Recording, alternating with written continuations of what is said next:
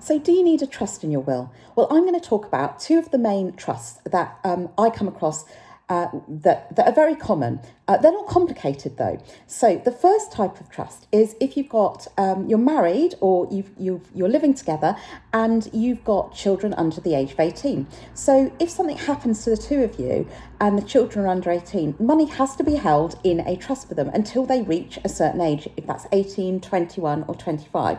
So the trustees will look after the money until they reach that specified age. And that's a very simple trust that's put in a lot of wills because it has to cover that scenario.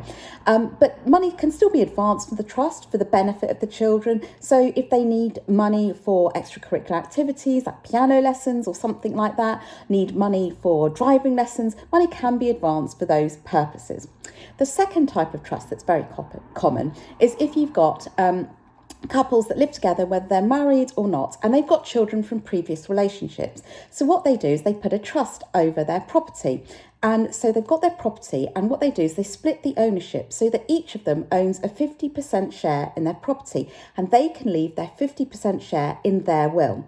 So the scenario is, and I always kill off the men first, I'm very sorry. So for example, if the husband dies first, he says, in my will, I'm going to leave my 50% share of the property in trust for my children, but I'm going to let my wife live there for the rest of her life or until she remarries or starts living with somebody else.